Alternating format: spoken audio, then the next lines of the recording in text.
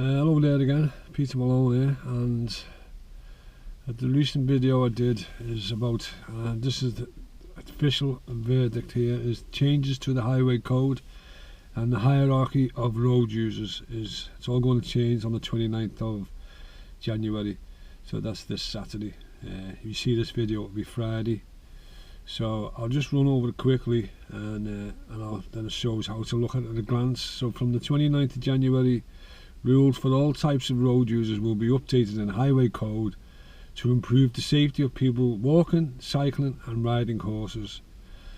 As a professional trainer or instructor, you know how important it is to stay up to date with the highway code.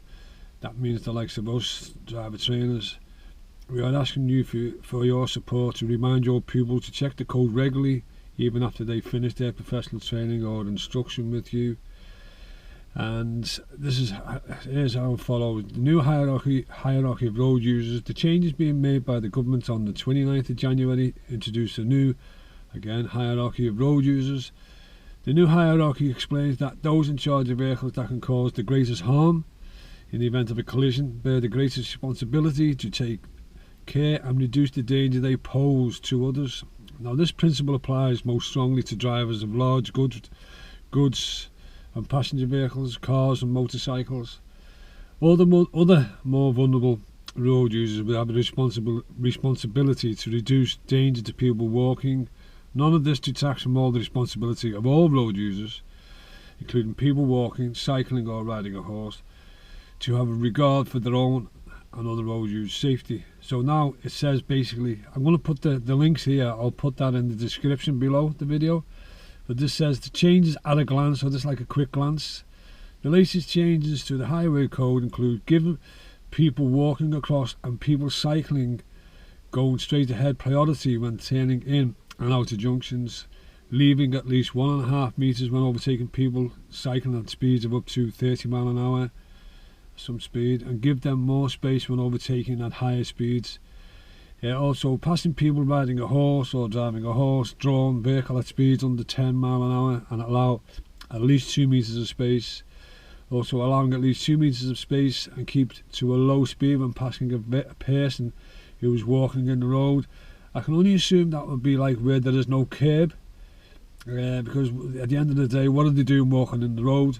So I think that applies to like where there is no actual curb, it may be a country road or something.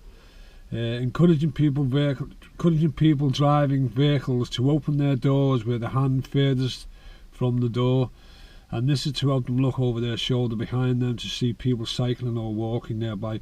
What that means is you use your left hand to open the door. When you use your left hand to open the door, it makes you turn like this, and while you're at it, you're checking your mirror, look over your shoulder. But that's what they mean by this hand there, your left hand. People say, so that's in case you open the door this way and you don't check, and the cyclist or the pedestrian shouldn't be on that side of the road anyway, but you never know, do you? So people cycling may ride in the centre of the road or two abreast for their own safety, whilst allowing others to overtake when it's safe for them to do so. And this one is interesting to me really, because it changes to how the practical test is assessed. So most of the changes reinforce existing good driving behaviour and do not alter how we assess driving tests.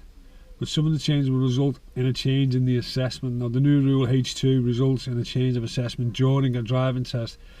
This says at a junction you should give way to people crossing or waiting to cross into a road which or from which you are turning. People driving or riding a motorcycle will need to take this new requirement to give way to people walking into account as they plan their approach to the junction. So we are reminding our driving examiners, these are the people who take the driving test, that it will take time for everyone, including people driving, riding, cycling, walking and horse riding, to adapt to the changes. So our examiners will take all of these factors into account, as some people may not be aware of the changes and may react differently to the way novice drivers might be expecting. If you read between the lines there, they're probably saying that for the first couple of months, because people don't know the new rules, I think they might be a little bit lenient. But if you ask me as a driver trainer, what would I say? Who would this really affect? Well, it'd probably affect more drivers who are like, let's say, less impatient, and competitive. Let's say dangerous drivers. It would probably affect them more. If you're a defensive driver, then obviously this is just going to be the same as what you've done previously, because as a driving instructor, when we teach people to drive, we're basically saying to them, like, if the pedestrian puts the foot on the carriageway, especially when you're turning in or out of the junction, then just give way. So for some reason they've brought out these new rules. There's too much to go on here. There's literally, I'll put this in the description below. I'll put the link. But as I said, if you're a defensive driver, you probably won't notice as much. If you're, as I said before, if you're like, you might be stressed out, you got no patience, for no reason of your own fault, that you might be like, bad day at work, had an argument or something, and you might drive a little bit more erratic than you would normally do. And then be aware that the rules have changed, and it's going to be changing. I'm doing this video today, Thursday. I'll put it up on my YouTube channel tomorrow on Friday, so it's the 29th of January. I hope that clears some of the things up. Pretty sure there's going to be loads of people asking questions, and as I say, this is just my opinion. I believe it will affect more drivers who are less likely to slow down, or give cyclists space, or horses space, or horse-drawn, and obviously pedestrians. And anyway, so I hope that was helpful, and I shall see you in the next video. And it's bye for now.